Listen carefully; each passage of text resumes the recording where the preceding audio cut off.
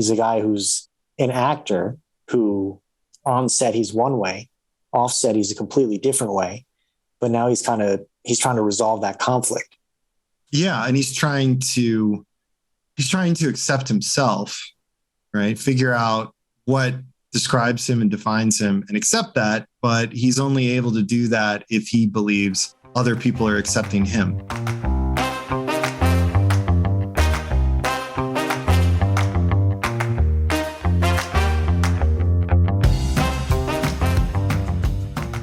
So you had a good workout? Yeah, it was a good workout. It was nice to break up the day like that. But yeah, I just realized I'm not as strong as I used to be. And it was kind of very eye-opening. I was like, oh God, starting over.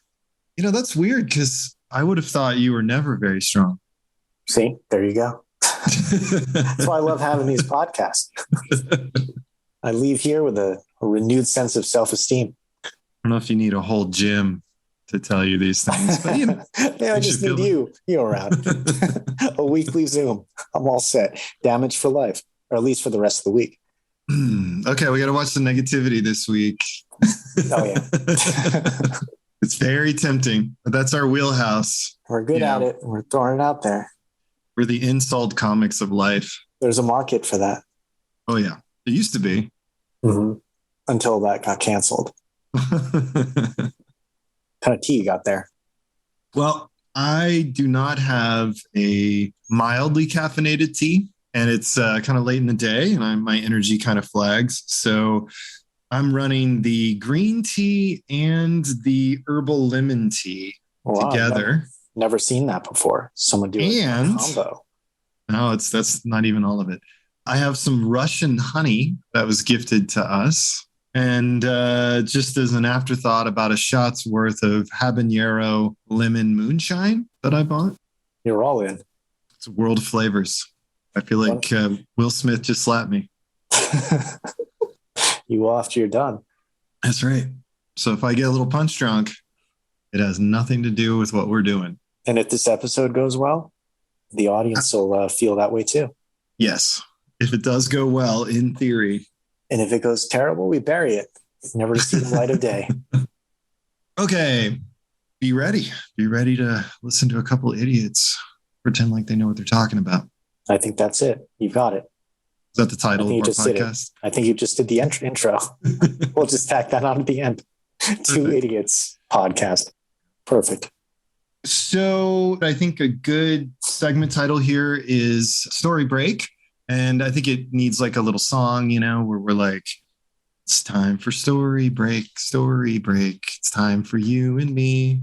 Story break, story break. We promise no Cosby. Something like that. That's good. That's really good. Just kind of riff in a little bit, get a nice theme going. Did you just make that up or you had that prepped? No, I just made that up. But it's a little out of tune and it needs a guitar or something, or somebody who actually can sing in tune. The lyrics work.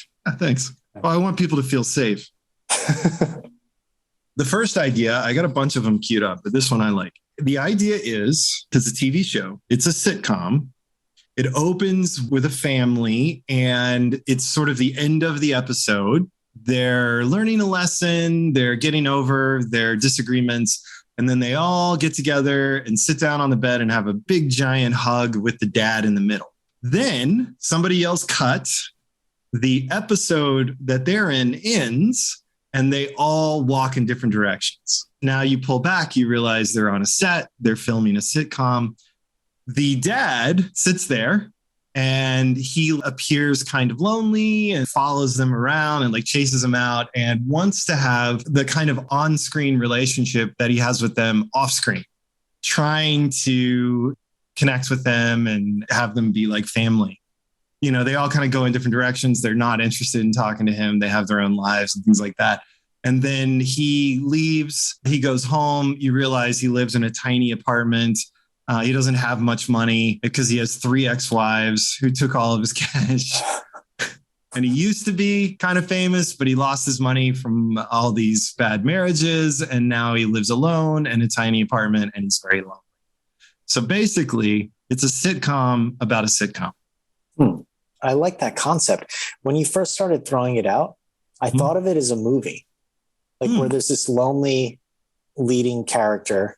And then when you start saying he's chasing them out and he wants that type of relationship, I thought, oh, it'd be a really cool thing if you like go into each one of those stories where he tries to develop those relationships with with the cast, and that becomes kind of, and I think he could really play with time with it too, like how he ended up on the sitcom, how each one of those people ended up part of that sitcom. Maybe he was part of the audition process or had a big influence in it. He picked them for specific reasons. You find out why. Yeah. Or maybe it's a mini series. I like that concept a lot, though, where there's one cast member who takes all this really seriously, or he really wants to have a connection with people and he's not able to. Like maybe you throw in like the COVID situation. That's where things started falling apart for him, right? Because he couldn't be on sets in person. He had to stay home. He wasn't really good when they try to do these, like, remember in the beginning of COVID, they try to do these episodes of, I think SNL might have done it, where everyone's like home. But putting together the episode. Maybe he screws that up. And that's kind of like the beginning of not the beginning of the end for him. This is like his way of redeeming himself with this new sitcom that he gets a chance. Maybe it's a friend of his who's a producer who's putting it together. So he like influences the casting and he brings all these people together for specific reasons. Maybe later on we find out that each one had some type of history with him in the past, or he's trying to like kind of make up for lost time. I don't know. You probably go a lot of different directions with this one. No, I like it. I like where you're going. So movie or mini series instead of a sitcom, in your opinion. Is that where we're going with this? Yeah, I think so. I think I would look at it more. It's kind of like it'll be a dark comedy or more something along the lines of like a Truman Show, that kind of feeling, you know? I think if you do it as a sitcom, I don't know. I'm not seeing it that way. Like maybe there's a way to really pull that off. What were you thinking about it in terms of sitcom if you were to like play it out a little bit? Okay, so if you do sitcom, you do it documentary style. The conceit is they're filming a documentary of the sitcom. They follow him and you get some of the footage shot in places you normally wouldn't get footage shot, and because it's like Modern Family or The Office or something like that. So you have this guy who I was seeing as, I don't know, I call him Bruce in my head, but I was seeing him as kind of like, you know, when he's on TV, he's your funny, a little bit of Everybody Loves Raymond if everybody loved Raymond. You know what I mean? Like he's the star, he's likable, the people look up to him, he's solving problems. And as soon as they call cut, he's, you know, following someone around and trying to be their dad or trying to be kind of their husband and, you know, have that dynamic, that same back and forth or closeness that they had on screen. And the whole sitcom is about his struggle to not be lonely and connect with people. You know, his career is flagging. He used to have something. The sitcom was a fallback. I see. So I was kind of going in that way. And then the documentary style to kind of keep it light and then having a cast of interesting, flawed characters around him. I see. I like that take. Yeah, I wouldn't have thought of that, to have it be a light comedy. I guess I saw him more as of like a depressed character that's trying to redeem his life through. I think I set that up. I think the way I pitched it, I set that up, right? I could have pitched it more comedically, but I really emphasized the loneliness early, which I think is implied. So probably didn't need to be stated explicitly. You know, like it'd be better to kind of show it than for me to even in the pitch or like just explain how it's seen instead of just saying it flat out. But I like your idea.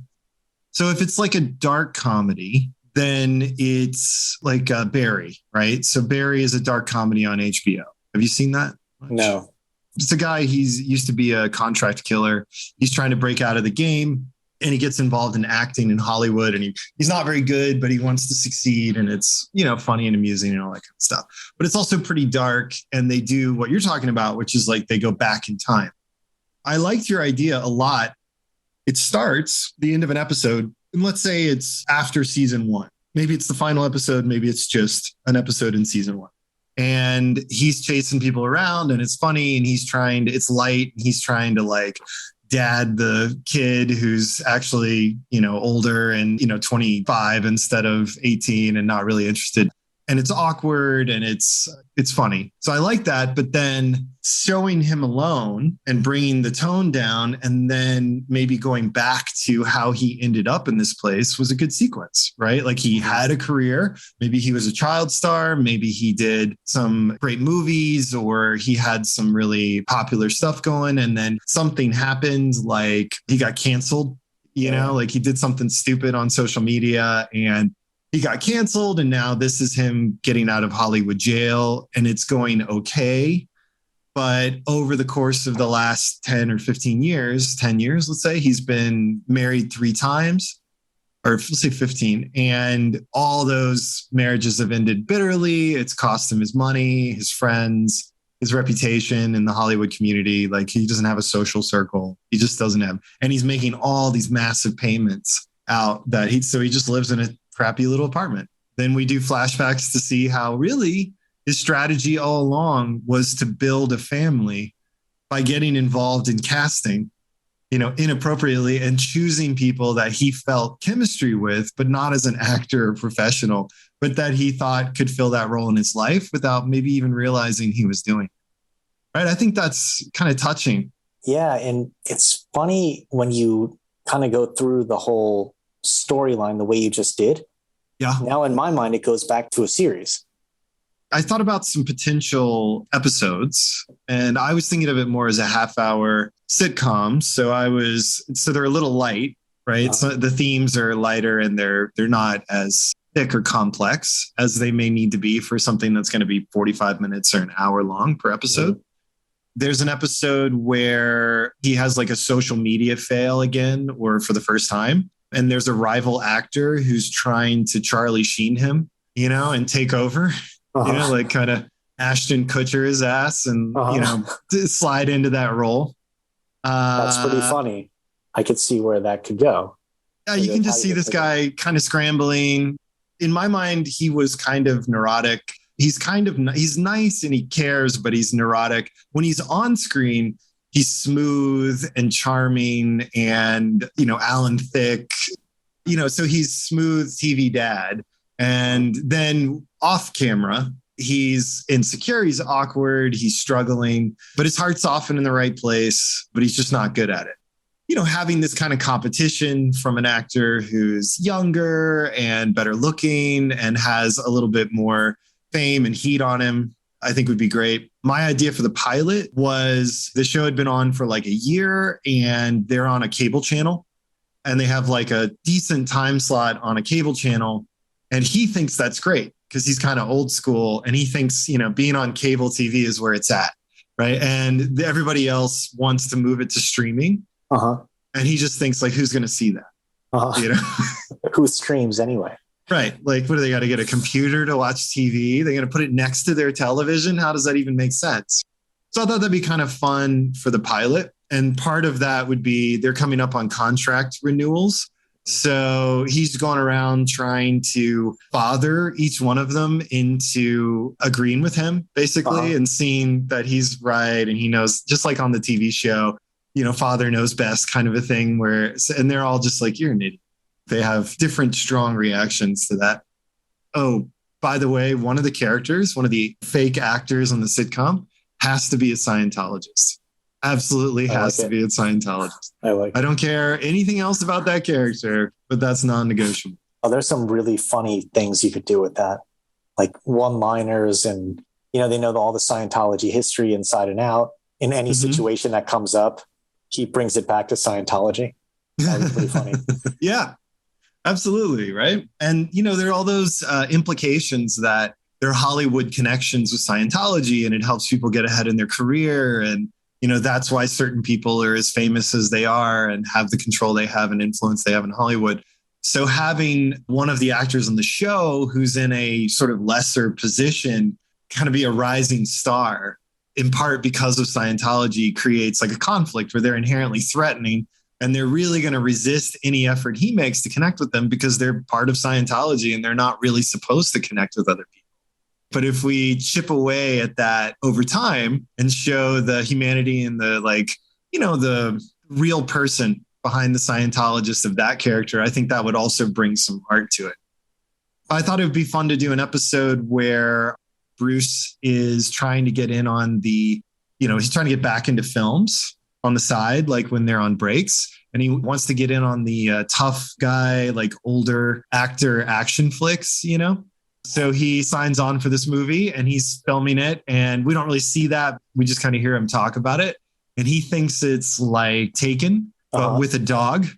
Right. So he sees himself as like Liam Neeson. But the difference here is instead of rescuing his daughter, he's just trying to get his dog back. And to him, that just seems like the perfect tough older guy role for him. And he's imagining he'll be able to do a bunch of these kind of things and be like, a Bruce Willis type or whatever along in his career.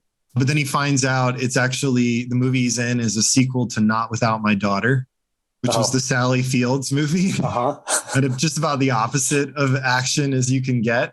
And it's like a fraudulent sequel. It's like nobody from that original film is involved in the sequel. And it's probably going to end up being direct to video.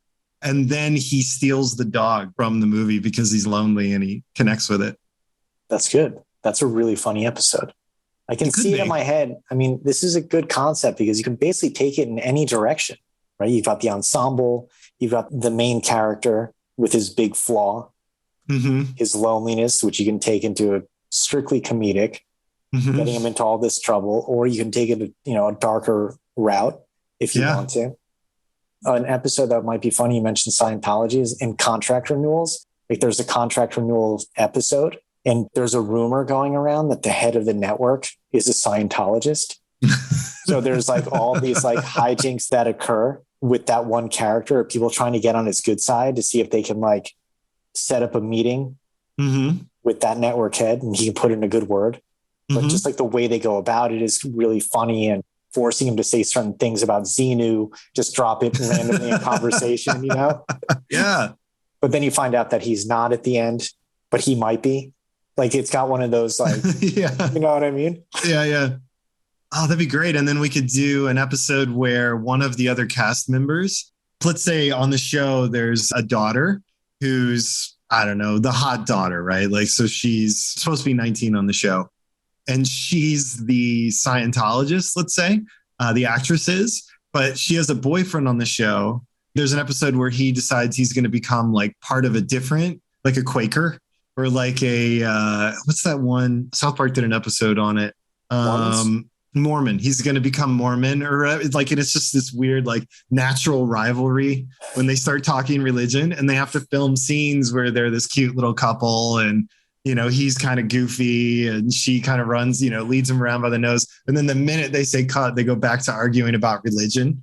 That's really like funny. Xenu and Jesus and prophets like and finding the tablets in the desert in Salt Lake or whatever.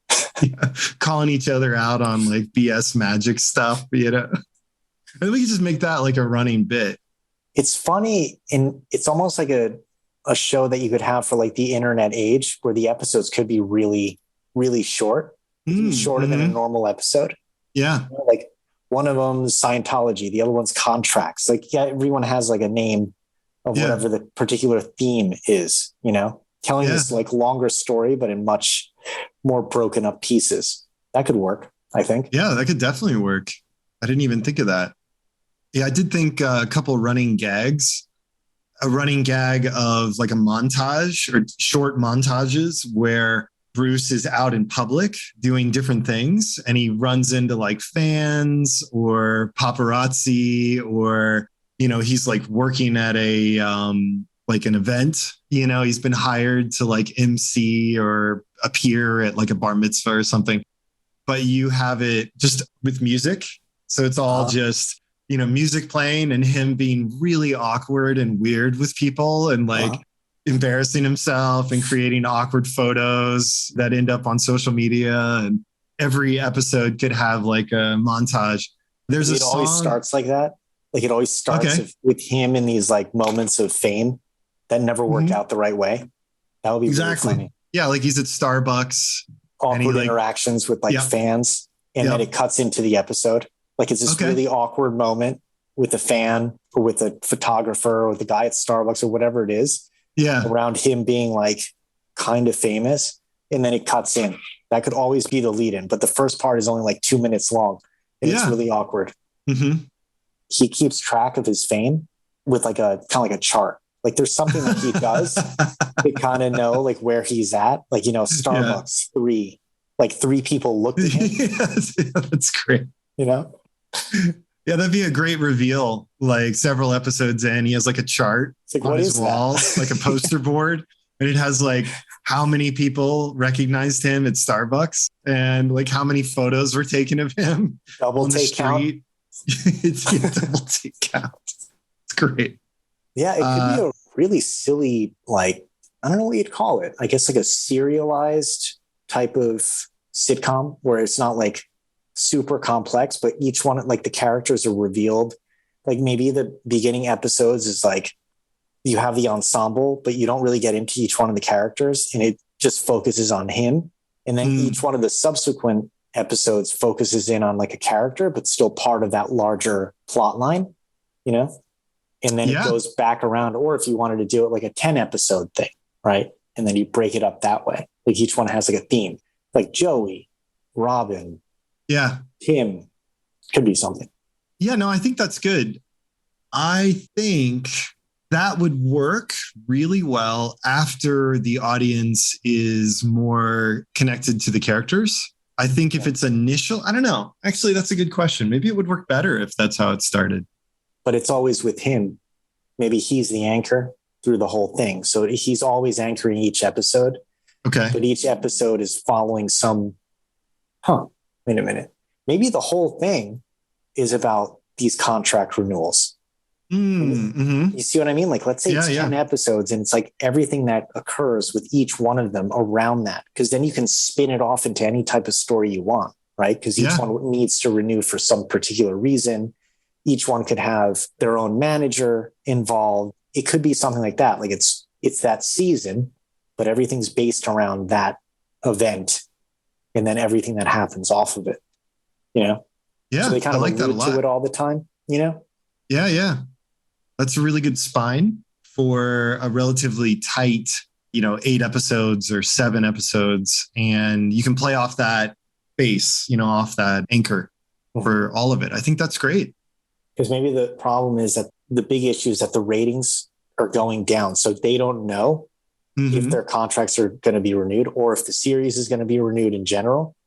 So that puts each one of them in this like kind of crisis state because they all needed that for their own particular reason. Like he needed it because he was lonely. This is his family. And that's his family. But each one of those family members has their own issue around why they need this sitcom. Like maybe it was a hit sitcom for a long time. Maybe it's been on longer than even a year.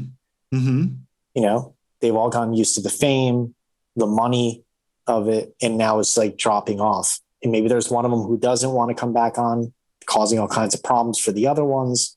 I don't know. It could go in a million different directions, I think. Yeah, I like that. But the general plot setup, I think, is really strong to have a lot of choices into like where you could take it, Yeah, I thought it would be funny if there's like a daughter character who on the show is supposed to be like 12 or 13. And there are a lot of plots about her, like kind of being a kid, but also kind of learning what it is to be a teenager and all that. But the actress who plays her is older and pregnant, but she's contractually obligated to be in every episode. Like her contract specifically states she has to be in every episode. It's a running joke. It's a running joke that they have to. Gets harder and harder. Yeah. That's and they have to come up with, they pitch like more and more ridiculous like story ideas, in order, like she's, fat camp, like she's gained a bunch of weight or she has a tumor. Like they're just trying to pitch something and they're always filming it with like countertops and they have to redo the furniture. And that's hilarious. I could see like a scene in one of the episodes where it's like, they've been doing like a table read for this like very serious scene that they're about to do. And then it cuts into the time to shoot. And like the assistant director like walks in and like hands the guy a watermelon and they're like, okay, action. And he's like about to do this like really serious, but he's like covering her stomach or she's having to cover her stomach with a watermelon as they're doing this like really intense scene about something. Oh, that would be hilarious. But they don't tell them about it. It's just like 3 seconds before they're about to go. She's just holding this watermelon to cover her stomach because she's pregnant. And they're just gradually getting used to it. It doesn't even phase them when and they just grab random stuff, like, holding the garbage can, right? The refrigerator door, they're just used to it. Oh, that would be really funny. And that could be like a running gag the whole time. Anytime she's in a scene, but she's like been pregnant for like way longer and everyone's afraid to like mention it. And some characters think she faked it to get sympathy from the director because they're kind of jealous. Oh man, some controversy after a while that maybe it's a fake pregnancy. They're like, did you ever rub up against her and it was like, it felt like it was a balloon or pillows and that becomes like a rumor. Yeah. Like squeaked a little bit. Like somebody said they brushed it and it squeaked. That's good. What is this called? This sitcom? That's a great question. All I got was a sitcom about a sitcom. That is my working title. Do you have any ideas? It works. Could be Renewed. Okay. Renewed. I like that. Simple. Or I was going to say The Onion, but yeah, that won't work. I was thinking, I did have one thought, Brand New Day. That's a good one. I liked it just because it's upbeat, right? And it conveys that it's a comedy. And it may be a dark comedy, which works even better. Frankly, Brand New Day works better if it's kind of dark humor at times or sad. But I thought it was meant to be the sitcom. This is a fresh start for him. Like his life is a disaster.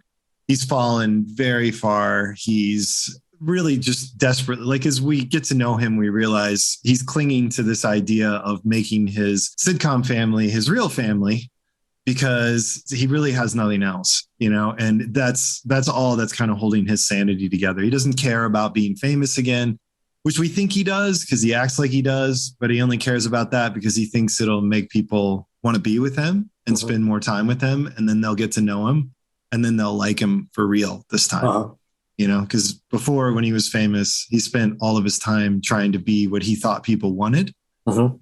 And he doesn't like that version of himself or doesn't like that person because it's fake. And now he wants people to like him for who he is, but they won't stick around long enough to get to know him. So he's trying to turn this sitcom family into his family. That's good. Yeah. But he's annoying. He's, sometimes manipulative. Clueless a little bit. Very clueless. No self-awareness. Yeah. Not interested in learning what it takes to be a successful celebrity these days. Just if he hears of it or thinks of it, he's going to try it. I like it. So you can have some interesting characters that are a sitcom family, but you can also have writer on the show or head writer. You can have like behind the scenes, you can have cameraman, kind of some more down to earth characters that aren't necessarily supposed to be actors. So they're a little bit more relatable and real and equally not interested in a relationship with him. Right. Of any meaningful kind. If you wanted, you could have different guest actors come in as directors, for different episodes if it's a sitcom. And they come in and this actor is that episode or that week's director for the sitcom episode. And then you can kind of play off of different directors and you can rotate him back in and do kind of fun stuff for that.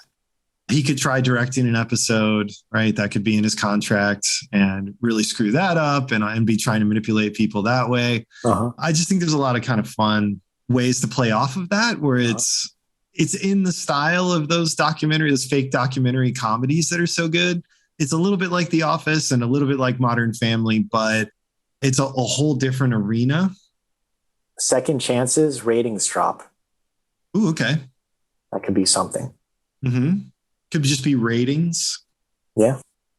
I think ratings is a good, or like views or whatever, right? I think there's something there, especially if you tie it in with streaming versus not streaming. Like the numbers for the sitcom are going down, not necessarily because it's not that good, but because the contract is they're done with season 1, but none of those episodes will be available to stream for 3 more years, right? Because the parent company is launching their own streaming service and it won't be up and running for another 3 years. And then they're going to dump season 1 episodes. And their plan is to release 1 season per year so that they have content, right? So there's likelihood everyone else is thinking that the sitcom's going to be canceled by the time it's available on a streaming service. Right. So viewership's going down, but that's only because viewership is going down for everybody on cable. right? And that's where, he believes it'll rally and this is where you want to be. And, that's creating that conflict. But I don't think like the concept of the show is tied to ratings. Does that make sense? Mm-hmm. Like that can be a bit, it can be a season, it can be something that pops up regularly, but I don't think it's the heart of the show. And I think the title should tie more to that. But that's, you figure that out later.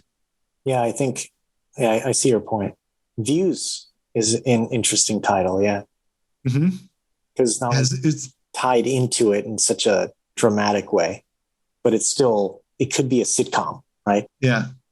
Yeah. I don't know. It'd be great if we could find a word or a phrase that has a little bit of a double meaning or double application to both watching a show or binging a show or consuming a show on TV or being a viewer and being part of a family or head of a family or connecting with human beings. There's probably some perfect phrase in there. Looking glass. That's very Looking modern. glass. You have a looking glass on your pirate ship.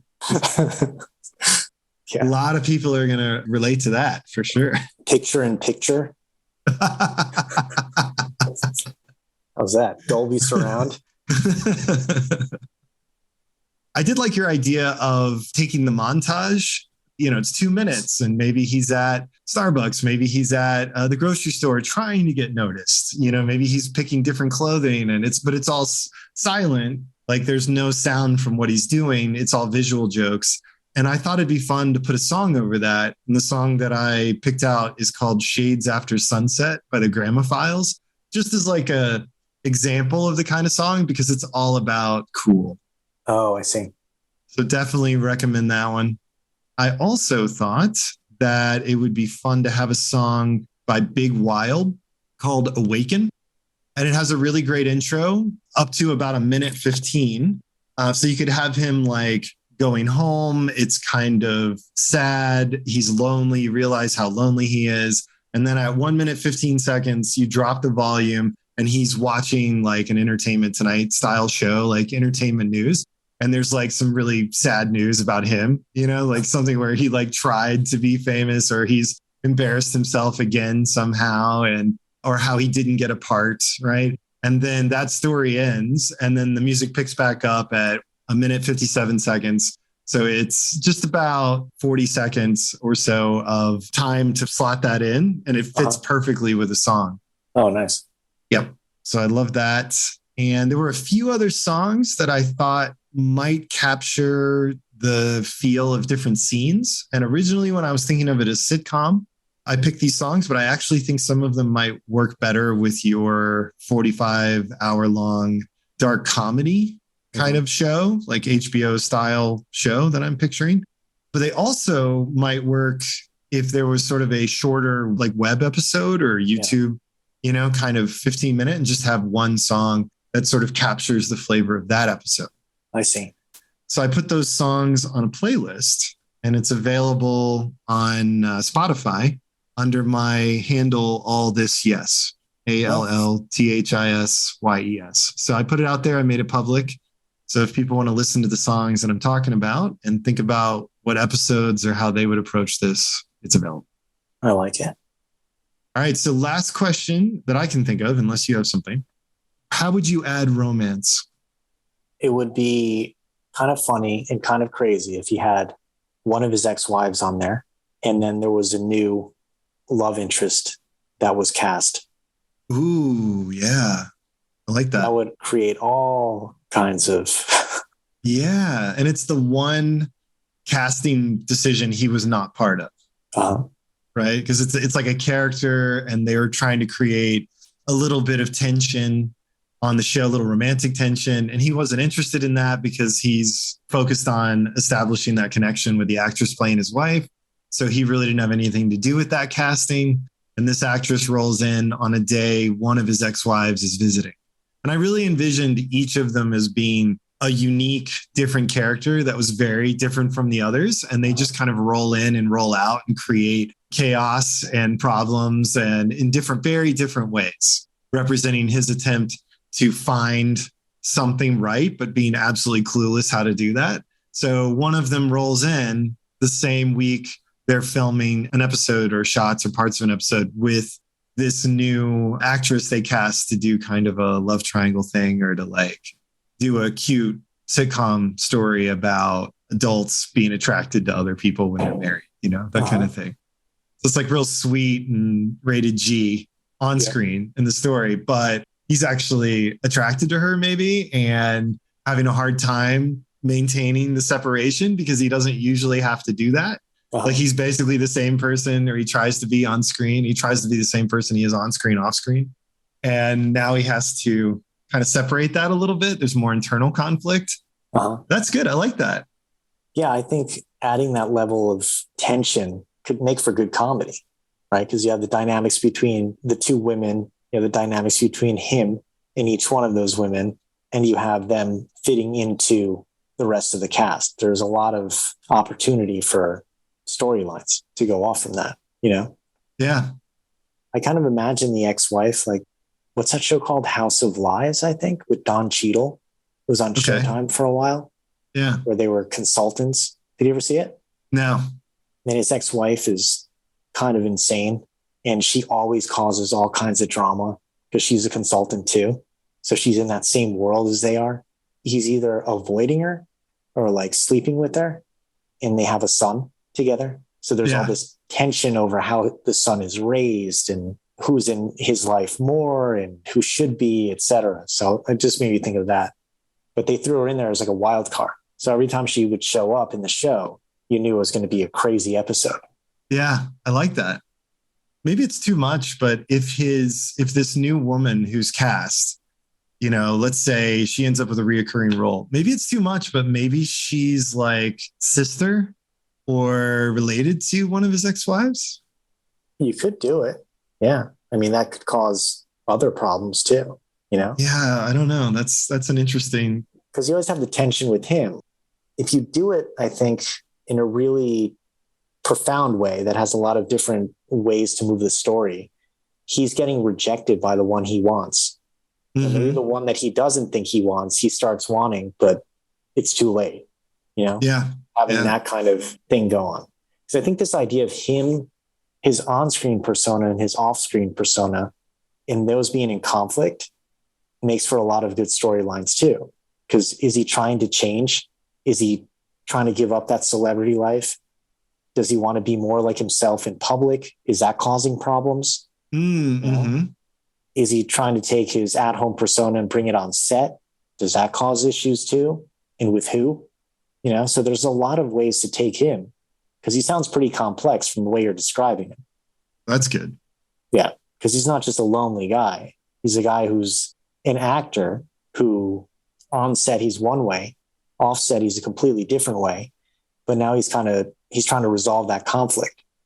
Yeah, and he's trying to accept himself, right? Figure out what describes him and defines him and accept that. But he's only able to do that if he believes other people are accepting him. And so it throws him back to the fake persona where he's accepted every week, right? Because that's the one that works, right? That's what he can believe. That can be part of what separates him from everyone else, is that he thinks that that's the persona that people want. That's what could get him what he wants. But he's not that person, and he doesn't have writers follow him around. So when he tries to deliver the same advice and be that same type of person for other people, it comes out garbled and mixed up and confused and kind of backwards sometimes, because that's not who he is. He's a very different person. I like this idea of like the Office style for the show. Right. And I think the interviews that they do, like the in between scenes or whatever, I think those would add some levity to it as well. I like that. But what if we try it that way, but we also try it more like, have you ever watched a documentary of a TV show or a movie? Like when they do a documentary, they film parallel with filming the TV show or the final episode or the movie or whatever. Yep. Okay. So when you watch that, they grab people all the time and they get little snippets from them, or they ask them questions and they're like on the set because they're in between takes, or, you know what I mean? Like they're in the dressing room, they're getting dressed, right? Like that kind of thing. So I would want to meld what you're saying with that. That's what I meant. And okay, right. Yeah. So instead of it feeling a little less staged than the interviews and other, like those interviews they create a stopping point, like a pacing change, because you cut to this, people are talking and the audience gets used to it and it doesn't disrupt the pacing. But with this, I like the idea of it being integrated to what they're doing much more often. Like, and we can let go of filming them outside of the set or other places, or, you know what I mean? We can come up with a conceit that explains, like, maybe somebody's following him to get this documentary, you know, like, I don't know, but we can figure out how to get footage wherever we want footage as part of it. But again, like that would explain why there's no sound when they're outside the studio, you know, and there's a song playing over it instead of hearing what they're saying, or, you know, what Bruce is doing as he's, you know, trying to get someone's attention and be recognized at the grocery store. Okay, so that's great. I think we got the romance. I think we have some music ideas. I think we have maybe some episodes, but we haven't really decided on tone. That's the only thing that we haven't really nailed down that I think is sort of critical. So I guess that'll just be up to the audience. Huh? Yeah. In my mind, it's very blurry because there's so many options, almost like there are too many options. You could see it as a movie, but again, it has to be really, I think, more simplified, you know? Yeah. If it's a movie, it's fun, but it misses out on, I mean, it could work better, to be honest. You know, you write it and wherever it goes is wherever it goes. But I feel like you miss out on all the fun of the like ripped from the headlines sitcom controversies over the years, because every one of those is an episode. You know, every single time something dramatic has happened and messed up a sitcom, like, what was it? Martin Lawrence?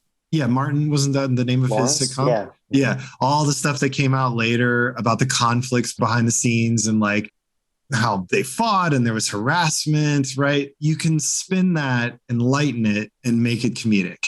If it's a darker comedy, you can keep it edgy, maybe lighten it, make it funny, but keep some of the edge or the darkness to it, and then include that.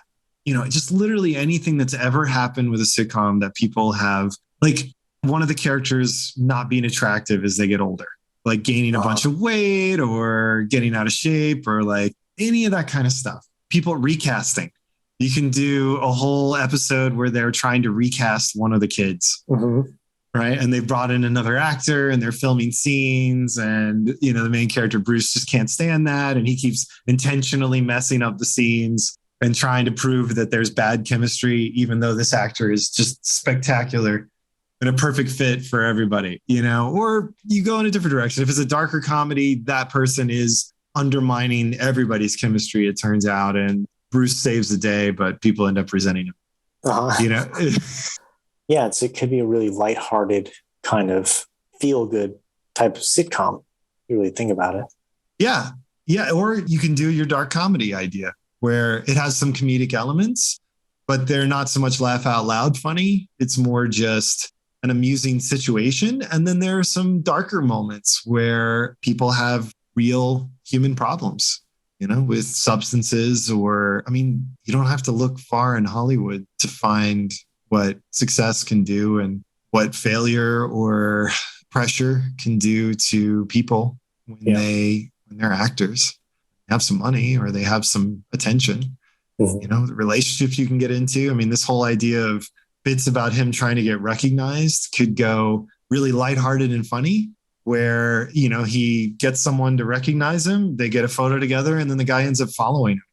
Right. And that's hilarious because now he's both enjoying the attention, but trying to get away, but also enjoying the attention. You know, he likes having a stalker, but it's making him nervous, but he likes it and it's kind of fun, but it's scaring him, you know? So you can do that kind of fun, lighthearted thing, or you can take it in a darker way and have him end up sleeping with a fan or something, and then wanting more from that relationship than the fan wants, and playing that out in kind of a dark comedic way where he's trying to connect with someone who really just saw it as kind of a lark, but isn't really interested in him as a real person. Right. They like the character. Yeah. They thought it was fun to sleep with a celebrity. Right. And that's kind of it for them. But he's lonely enough that he's trying to make more of it. Yeah. You know, that's unusual. Really dark. Yeah. Yeah. That can get very dark. Very quickly. Yeah. So I like your idea. I think either one works. And a whole 13-year-old pregnancy could really go either way. You know, it can be lighthearted and funny in moments, and then you can also make it darker. All right. That was good. Anything else before we wrap up my terrible idea of the week? That was a good idea. I thought that you set up a really good premise. I think have you go in a lot of different directions with it, because it's complicated enough to be a comedy, a sitcom. And I think there's a lot of directions to go as a movie or even a miniseries. Yeah, I liked your web series idea too, you know, where it's kind of shorter episodes that are tighter. Instead of having multiple plot lines, you just have your main plot line, and then maybe you jump characters in order to get what you miss when you cut subplots. Right. Yeah. You'd have to make it really I think those things would have to be written out a lot longer and then just cut down to just the essential moments to kind of drive the plot forward. Almost thinking about it like you would a really good commercial. Or a podcast. Just cut the crap. Just cut it all out. I think we got a solid 30 seconds out of this recording. This one? Sure. I think so. Yeah, we could probably pull that. A sparkling 33 seconds. Hey, that's a new thing. It's a TikTok ready podcast. Oh, God. I quit. 6 to 10 second episodes. Today's movie is blank. Show a roll credit.